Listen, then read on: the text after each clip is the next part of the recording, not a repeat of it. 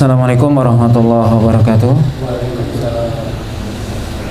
Innal hamdalillah nahmaduhu wa nasta'inuhu wa nastaghfiruh wa na'udzu billahi min shururi anfusina wa sayyiati a'malina may yahdihillahu fala mudhillalah wa may yudlil fala hadiyalah. Asyhadu an la ilaha illallah wahdahu la syarikalah wa asyhadu anna Muhammadan abduhu wa rasuluh alladzi la rasula wa la nabiyya ba'dah. Ya ayyuhalladzina amanu taqullaha haqqa tuqatih wa la tamutunna illa wa antum muslimun. Amma ba'd. Bapak dan Ibu kaum muslimin dan kaum muslimat yang dirahmati oleh Allah Subhanahu wa taala. Alhamdulillah, puji dan syukur senantiasa kita sampaikan kepada Allah Subhanahu wa taala. Salawat dan salam kita sampaikan kepada Rasulullah sallallahu alaihi wasallam dan juga kepada keluarga beliau, para sahabatnya, serta orang-orang mukmin yang senantiasa mengikuti beliau sampai hari kiamat nantinya. Pada sore hari ini kita lanjutkan pembahasan dari pembahasan hadis Arba'in An-Nawawiyah, yaitu pembahasan hadis yang ke-27. Hadis ini dari sahabat Nawas ibni Sam'an radhiyallahu ta'ala anhu anin Nabi sallallahu alaihi wasallam qala al-birru husnul khuluq wal ithmu ma haka fi nafsika wa karihta an yattali alaihi an-nas, rawahu Muslim. Wa an Wabisah ibni Ma'bad radhiyallahu ta'ala anhu qala ataitu Rasulullah sallallahu alaihi wasallam faqala ji'ta tas'alu anil birr wal ithm, qultu na'am, qala istafti qalbak, al birru ma atma'annat ilaihi an-nafs wa atma'anna ilaihi al-qalb, wal ithmu ma haka fi nafs wa taraddada fi sadr wa in aftaka an-nas wa aftauka. Hadis Hasan, rawainahu fi musnadai Imam Ahmad wa Ad-Darimi bi isnadin hasan. Hadis yang ke-27 ini dari sahabat Nawas ibni Sam'an radhiyallahu ta'ala anhu, bahwasanya Nabi SAW bersabda, al-birru husnul khuluq, yaitu al-bir adalah akhlak yang baik, atau kebaikan itu adalah puncaknya adalah berakhlak yang baik. Wal ithmu ma haka fi nafsika, dan dosa itu adalah sesuatu yang membuat Anda ragu. Wa karihta ayyatali alaihin nas, dan Anda tidak suka manusia mengetahuinya. Hadis diriwayatkan oleh Imam Muslim. Kemudian dalam riwayat yang lain dari Wabisah bin Ma'bad, beliau mengatakan, saya datang kepada Rasulullah SAW. Kemudian Rasul mengatakan, engkau datang untuk bertanya tentang albir wal ithm. Maka kemudian aku mengatakan, ya. Kemudian Nabi SAW mengatakan, istafti qalbak, yaitu bertanyalah kepada hatimu. Sungguhnya kebaikan itu atau albir itu adalah sesuatu yang membuat hati menjadi tenang, atau membuat jiwa menjadi tenang. Dan adapun dosa, sesuatu yang membuat hati menjadi ragu dan juga jiwa menjadi ragu, walaupun manusia berfatwa atau memberikan fatwa kepadamu. Hadis ini diriwayatkan oleh Imam Ahmad dan Imam Darimi dengan sanad yang hasan. Bapak dan Ibu dirahmati oleh Allah Subhanahu wa taala, dalam riwayat yang pertama, yaitu riwayat Nawas bin Sam'an, Nabi SAW menyebutkan makna dari albir. Albir itu kalau diterjemahkan bahasa Indonesia itu kebaikan. Sebenarnya Allah sebutkan laisal birra an tuwallu wujuhakum qibalal masyriqi wal maghrib walakinnal birra man amana billahi wal yawmil akhir, dan seterusnya. Itu kebaikan itu adalah bukanlah menghadapkan wajah ke timur ataupun ke barat, yaitu tapi kebaikan itu adalah beriman kepada Allah dan hari akhir. Allah katakan dalam ayat yang lain, surah Ali Imran, lan tanalul birra hatta tunfiqu mimma tuhibbun. Anda tidak akan bisa mencapai puncak dari kebaikan kecuali Anda menginfakkan harta yang Anda sukai. Maka dalam hadis ini Nabi SAW menyebutkan albir itu adalah albir atau kebaikan itu adalah husnul khuluq, yaitu berakhlak yang baik. Tentunya ini bagian dari albir, di mana sebenarnya makna dari albir itu lebih umum. Itu kebaikan, baik itu kebaikan dengan menunaikan hak Allah ataupun kebaikan menunaikan hak manusia. Semuanya tadi disebutkan dalam surah Al-Baqarah, laisal birru an tuwallu wujuhakum qibalal masyriq wal maghrib, walakinnal birra man amana billahi wal yawmil akhir. Tidaklah kebaikan itu dengan Anda menghadapkan wajah ke timur ataupun ke barat, tapi kebaikan itu adalah Anda beriman kepada Allah dan hari akhir dan seterusnya. Maka tentunya puncak dari kebaikan itu dengan kita beriman kepada Allah SWT, yaitu berakhlak kepada Allah SWT dengan akhlak yang baik. Dan tentunya berakhlak kepada Allah dengan kita menunaikan hak Allah SWT, di mana hak Allah ada hanya satu, yaitu bagaimana kita menyembah hanya kepadanya. Maka seorang yang ingin mencapai kebaikan, puncak kebaikan, maka dia menunaikan hak Allah SWT, ya, berakhlak kepada Allah dengan akhlak yang baik, dengan menunaikan perintah Allah SWT dan menjauhkan larangannya. Termasuk di sini albir adalah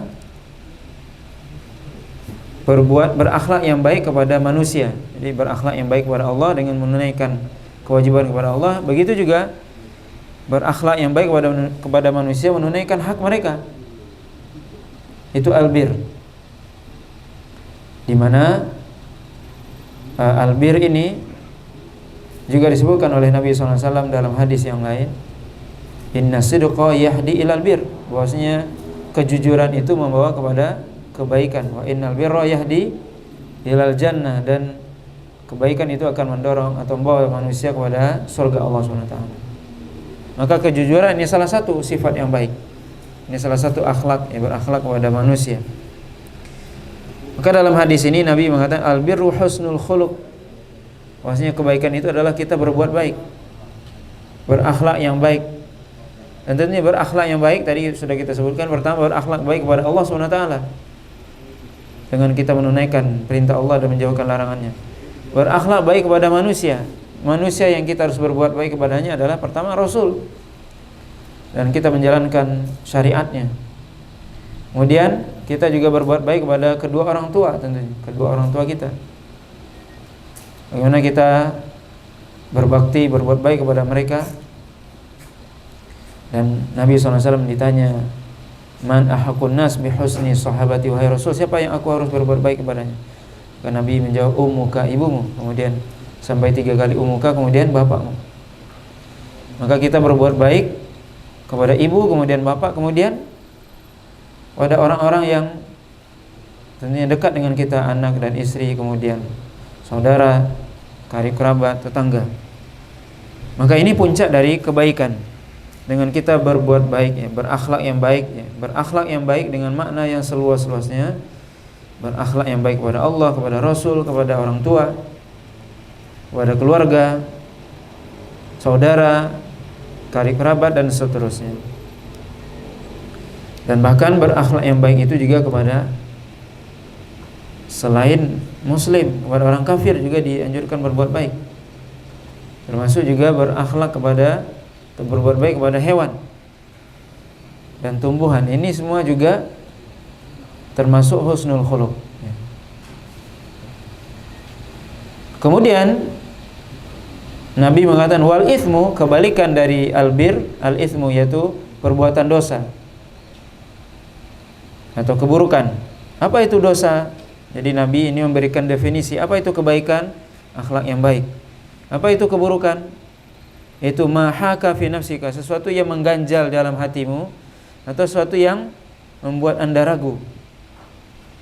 Itu dosa. Jadi kalau seorang ragu atau mengganjal di dalam hatinya apa yang dia lakukan, apa yang dia ucapkan, maka kemungkinan itu adalah dosa.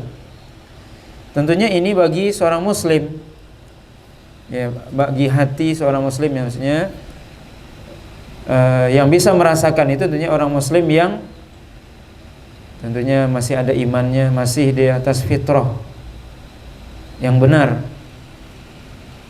di atas Islam yang benar. Sebab ada juga orang yang dia melakukan dosa tapi tidak mengganjal di hatinya.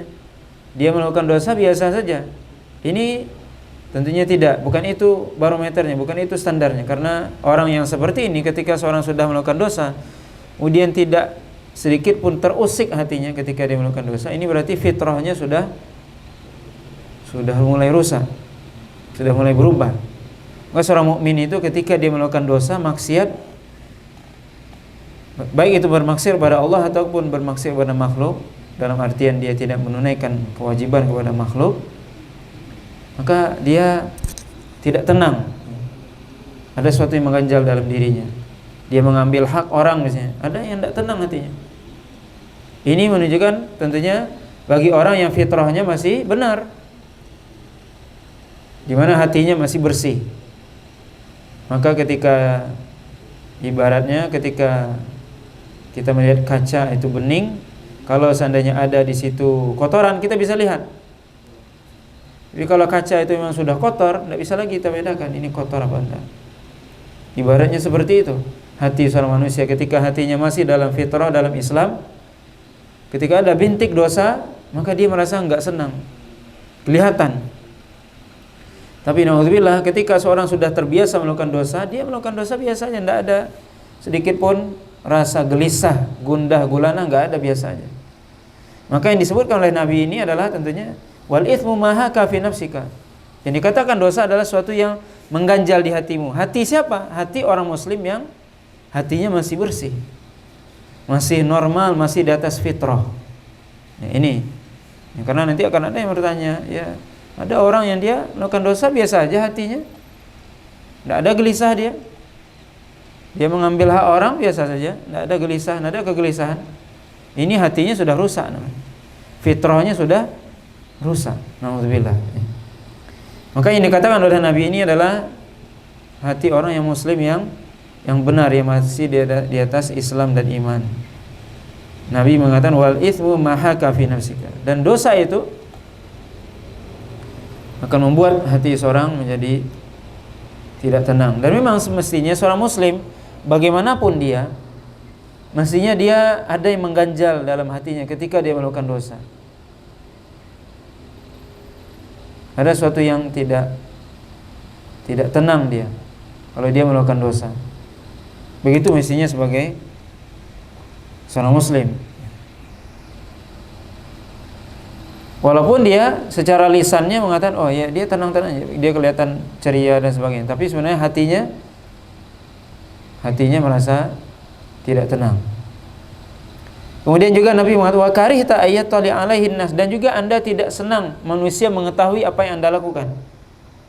Itu ketika seorang melakukan perbuatan dosa tersebut secara sembunyi, dia takut kalau seandainya manusia tahu, maka itulah dosa. Jadi dosa itu adalah sesuatu yang kalau seorang tahu kita jadi enggak tenang. Itu dosa berarti. Tapi kalau amal kebaikan, mau dilihat orang atau enggak, kita enggak ada masalah. Enggak ada rasa was-was, enggak ada rasa takut. Tapi kalau seandainya perbuatan dosa, khawatir dia kalau orang tahu. Maka kalau seandainya kita melakukan sesuatu, kita enggak senang orang tahu, maka itu salah satu ciri bahwasanya apa yang kita lakukan itu adalah dosa. Ini kata Nabi SAW. Kemudian dalam riwayat yang lain dari Wabisah, beliau mengatakan, saya mendatangi Rasulullah SAW. Kemudian aku ingin bertanya, sebenarnya kata Wabisah, tapi Nabi justru langsung mengatakan, kamu ini datang untuk bertanya kan, kata Nabi. Langsung Nabi menebak, dan ini mukjizat dari Nabi SAW. Dan Nabi pun tahu apa yang mau dia tanyakan, yaitu Nabi mengatakan, tas'al anil birri wal itsm. Kamu mau bertanya tentang kebaikan dan keburukan. Kemudian Wabisah mengatakan iya. Kemudian Nabi SAW mengatakan istafti qalbaka, bertanyalah kepada hatimu, atau minta fatwalah kepada hatimu. Sebab apa? Albirru ma itma'annat ilaihin nafsu. Karena kebaikan itu adalah sesuatu yang membuat jiwa itu menjadi tenang, hati tenang. Wa atma'anna ilaihil qalb, hati tenang, jiwa tenang, itulah kebaikan. Itu ciri dari sebuah kebaikan. Seorang ketika melakukan kebaikan, jiwanya tenang, hatinya tenang, tidak gelisah. Sebaliknya, wal itsmu ma haka fi nafs wa taraddada fi sadar. Sedangkan dosa adalah sesuatu yang mengganjal di hati dan membuat jiwa ini ragu, apa benar enggak ini? Boleh enggak ini? Ragu. Wa in aftakan nas wa aftaka. Walaupun manusia memberikan fatwa atau mengatakan boleh itu, tapi hati kecilnya mengatakan oh ini enggak boleh. Dan itu bisa terjadi kenapa? Kalau seandainya seorang misalnya menyampaikan sebuah pengakuan di hadapan hakim atau di hadapan siapa saja, tentunya hakim atau orang yang dia bertanya tadi akan menyebutkan hukumnya secara zahir. Kalau menurut hukum menurut yang Anda sampaikan ini ya begini, boleh misalnya. Padahal dia masih menyimpan ada sesuatu yang dia sampaikan, nggak lengkap dia sampaikan sama orang tersebut, sehingga orang tadi menyampaikan apa yang dilakukan boleh, padahal sebenarnya ada yang dia sembunyikan, yang dia pun merasa tidak tenang. Maka itulah suatu bentuk dosa. Maka ini Bapak dan Ibu yang dirahmati oleh Allah SWT, Rasulullah SAW memberikan kepada kita sebuah standar penilaian yang kita sendiri bisa menilai diri kita. Maksudnya apa yang kita lakukan itu perbuatan dosa atau tidak.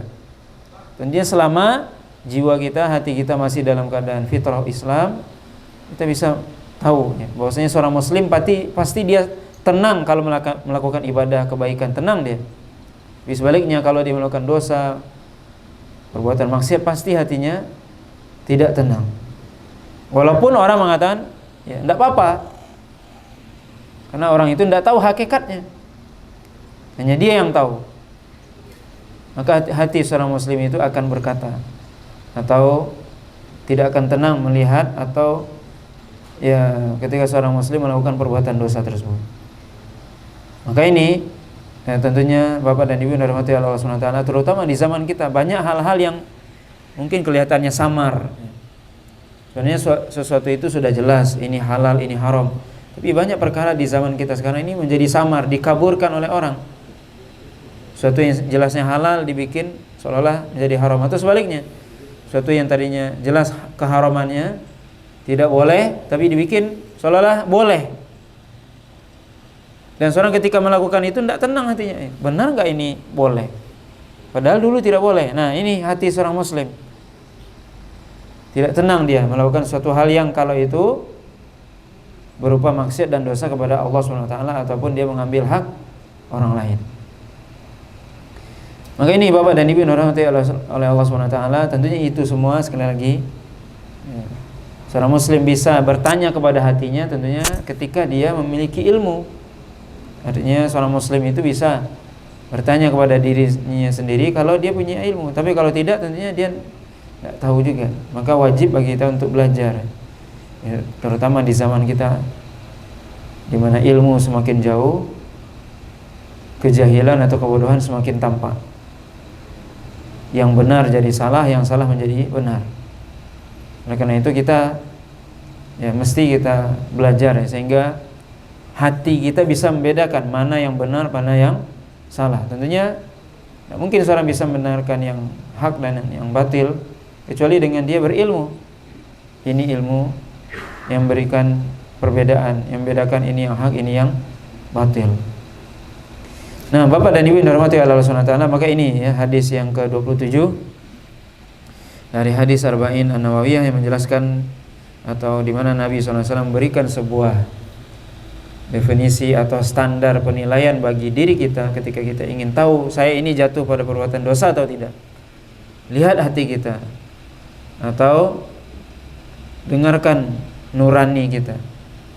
Apakah hati ini atau nurani ini memberontak, tidak tenang, Kalau itu yang terjadi berarti yang kita lakukan itu perbuatan dosa, walaupun manusia mengatakan boleh. Karena mereka mungkin tidak tahu, ataupun karena mereka memang tidak tahu.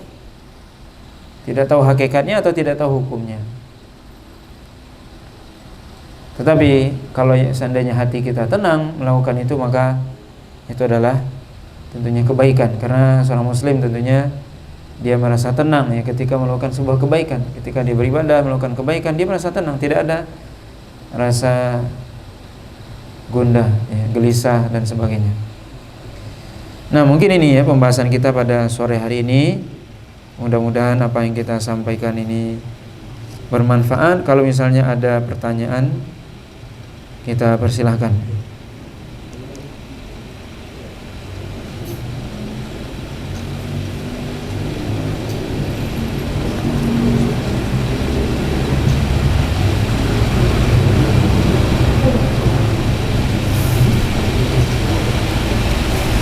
Nah, kalau tidak ada, alhamdulillah kita mungkin cukupkan ya pembahasan kita pada sore hari ini.